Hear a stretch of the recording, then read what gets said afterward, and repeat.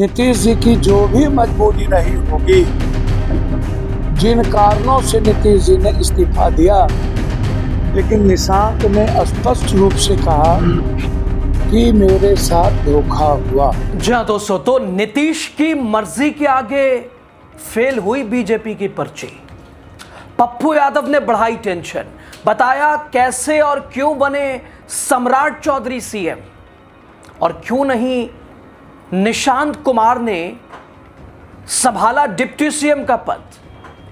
तो क्या इसलिए भी नहीं आए मोदी शाह? दोस्तों, बिहार की राजनीति में ऐसा इतिहास रचा गया जिसने लोकतंत्र के गलियारों में सन्नाटा भी पैदा किया और अनेकों सवाल भी। सम्राट सर बिहार में बीजेपी के पहले मुख्यमंत्री तो बन गए, लेकिन क्या यह वाकई बीजेपी की जीत है, या फिर ये नीतीश कुमार के आगे दिल्ली दरबार का आत्मसमर्पण है? आखिर भारतीय जनता पार्टी का किसी ऐसे प्रदेश में मुख्यमंत्री बनता है जहां पहले भी मुख्यमंत्री रहा हो? भाई साहब, लगता है दिवाली आ गई हो, गजब का जश्न होता है। लेकिन जिस प्रदेश में 75 सालों से आज तक भारतीय जनता पार्टी को उसका सीएम नहीं बना, तो उस प्रदेश में जब सीएम बन गया तो सन्नाटा क्यों है? आखिर बिहार में भारतीय जनता पार्टी कौन से मझधार में फंस गई है? और कैसे सांसद पप्पू यादव ने बताया कि क्यों और कैसे बने हैं सीएम सम्राट, और किस तरह से निशांत कुमार, जिनकी चर्चा थी सीएम बनाने की, सीएम नहीं तो डिप्टी सीएम, कार्यकर्ता जिद पे अड़े थे, आखिर उन्हें क्यों साइडलाइन कर दिया गया? उन्होंने क्यों पद ग्रहण करने से इनकार कर दिया? दोस्तों, पप्पू यादव ने ऐसा तीर छोड़ा है जिसने बीजेपी के जश्न के गुब्बारे की हवा निकाल दी है। बताएंगे आपको। आपका स्वागत, राजनीति बिहार का खास सेगमेंट आप देख रहे हैं। मैं हूं आपके साथ यासूब रजा। दोस्तों, बिहार के सियासत का वो चेहरा जो कभी नीतीश कुमार को सत्ता से उखाड़ने के लिए सिर पर मुरेठा बांधे घूमता था और कहता था तभी उतरेगी जब वो कुर्सी से ना उतर जाए, आज क्या उसी नीतीश कुमार की कृपा से मुख्यमंत्री कुर्सी पर वो जा बैठा है? सम्राट चौधरी ने शपथ तो ले ली, बीजेपी का सपना, लेकिन ये सपना ऐसा क्यों लग रहा है कि बीजेपी खुलकर जश्न नहीं मना पा रही है? क्या बिहार की जनता दूसरी तरफ पूछ रही है ये वही बीजेपी है जो भ्रष्टाचार मुक्त और स्वाभिमानी बिहार का वादा करती थी, जो कि 25 से 30 का जनादेश इस तरह से बीच मझधार में उलटफेर कर दिया, बदल दिया? और इस बीच सांसद पप्पू यादव अभी तक चुप थे, लेकिन उन्होंने भी चुप्पी तोड़ी है। बड़ी सत्ता परिवर्तन के बाद बिहार में पप्पू यादव सक्रिय हुए।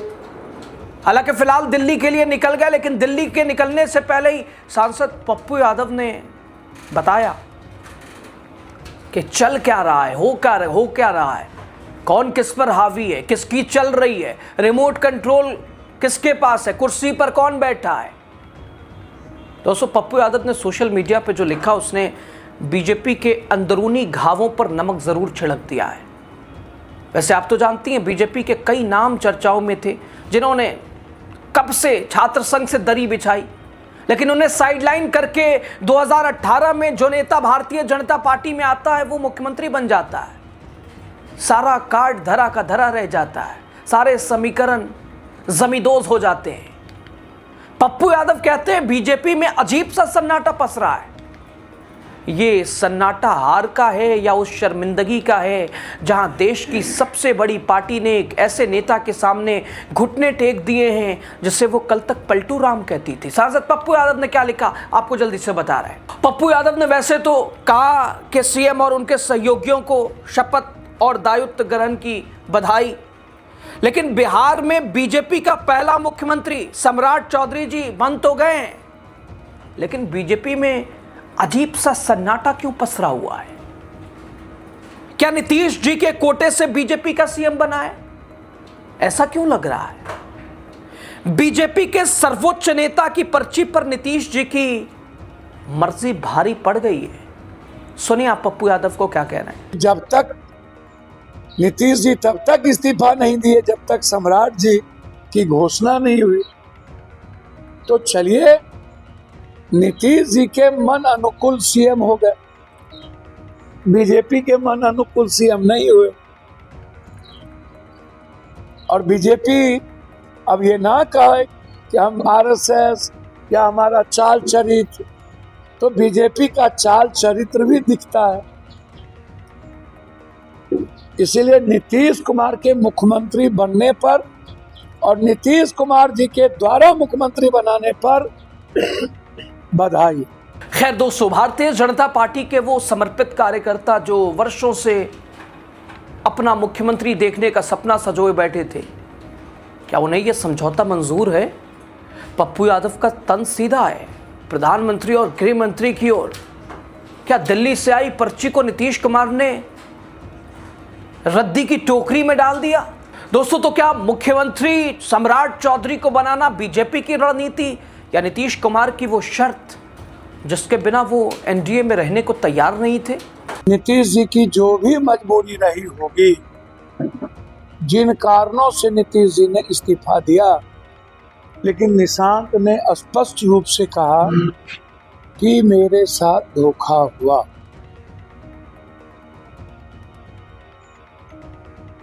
मैं धन्यवाद देना चाहूंगा निशांत को।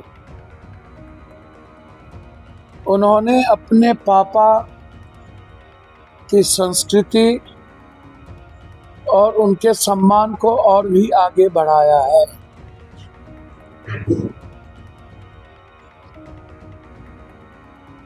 वो स्पष्ट रूप से बोले, मेरे लिए डिप्टी सीएम या सीएम पद का कोई माने नहीं रखता। पूरा जनता दल यूं मनाने में लगे उन्होंने डिप्टी सीएम पद, जो पापा का इतिहास रहा है, जो राजनीतिक सुचित्रता रही है, परिवारवाद को बिना संघर्ष के रास्ते बढ़ावा नहीं देना। और नीतीश जी ने भी मिसाल कायम किया। इधर सम्राट ने दूसरी ट्वीट की कि भाई निशांत कुमार की चर्चाएं थी तो निशांत गए तो गए कहां? पप्पू यादव ने लिखा, विचार से हम अलग हैं पर निशांत जी के हौसलों को सलाम। डिप्टी सीएम का पद, कई विभागों का मंत्री पद स्वीकार ना कर अपने पिता के विचारों को वरीयता देना आज के दौर में दुर्लभ। पिता के पद से हटने के बदले डिप्टी सीएम पद अस्वीकार कर नीतीश जी के विचार और सियासत को समाप्त करने के पद्यंत्र को निशांत ने नाकाम कर दिया। खैर दोस्तों, राजनीति में नैतिकता की बात करना फिलहाल बेमानी लगता है, और बात बिहार की हो तो और भी। कल तक जो सम्राट चौधरी कहते थे जब तक नीतीश को सत्ता से नहीं हटाएंगे पगड़ी नहीं खोलेंगे, आज उसी पगड़ी का मान उन्होंने नीतीश के चरणों में रख दिया है। इसे मोदी नीतीश मॉडल कहा जा रहा है, लेकिन हकीकत में यह अवसरवाद का मॉडल नजर आता है। बीजेपी के कद्दावर नेता, केंद्रीय नेतृत्व खामोश है। जश्न तो हो रहा है, लेकिन उस उत्साह की कमी है जो एक ऐतिहासिक फैसलों में और ऐतिहासिक क्षणों में होता है। क्या ये इस बात का संकेत है कि बीजेपी जानती है उसने बिहार में अपनी साख खो दी है? और दोस्तों, छोटे से छोटे कार्यक्रम में बीजेपी के दो बड़े चाणक्य पहुंचते हैं। इतना बड़ा मौका, ऐतिहासिक लम्हा, भाई साहब इतनी व्यस्तता के गृह मंत्री साहब को 1 घंटे का वक्त नहीं मिला, प्रधानमंत्री नहीं पहुंचे, तो बात समझ में आती है कि बीजेपी की पर्ची कुछ और थी, नीतीश कुमार की शर्त कुछ और थी।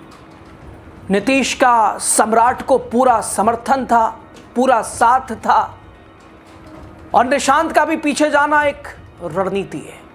आगे के लिए बीजेपी के लिए खतरा यह है कि भारतीय जनता पार्टी के ठेकेदार थोड़ी ना है सम्राट चौधरी। भाई आरजेडी में थे, जेडीयू में थे, भाजपा में आए, कहीं नीतीश ने दूर की चाल चल सम्राट के ऊपर दाव तो नहीं लगा दिया है? कहीं सम्राट का मन आगे बदल तो नहीं सकता है? संभव है दोस्तों, राजनीति है। खैर दोस्तों, सम्राट चौधरी मुख्यमंत्री बन गए हैं, पदभार संभाल लिया है, लेकिन इतिहास के पन्नों में नाम भी दर्ज हुआ है। लेकिन इतिहास उन्हें किस रूप में याद रखेगा एक ऐसे नेता के रूप में जिसने बीजेपी को पहली बार शीर्ष पर पहुंचाया, या एक ऐसे नेता के रूप में जिसने सत्ता के लिए अपने सिद्धांतों की बलि चढ़ा दी। पप्पू यादव का सन्नाटा वाला तंज बीजेपी को लंबे समय तक चुभेगा। अगर बीजेपी वाकई मजबूत होती तो उसे नीतीश कुमार की मर्जी की ज़रूरत नहीं पड़ती। देखना ये मोदी नीतीश मॉडल बिहार को विकास की राह पर ले जाता है या फिर ये गठबंधन आपसी खींचतान की भेंट चढ़ जाता है। खैर दोस्तों, सत्ता के इस चौखट पर चालें तो चल दी गई हैं, लेकिन जनता की अदालत में फैसला होना अभी बाकी है। क्या बिहार की जनता इस पर्ची और मर्जी वाली सरकार को स्वीकार करेगी और कब तक, देखना महत्वपूर्ण। नीतीश जी की जो भी मजबूरी नहीं होगी, जिन कारणों से नीतीश जी ने इस्तीफा दिया, लेकिन निशांत ने स्पष्ट रूप से कहा कि मेरे साथ धोखा हुआ।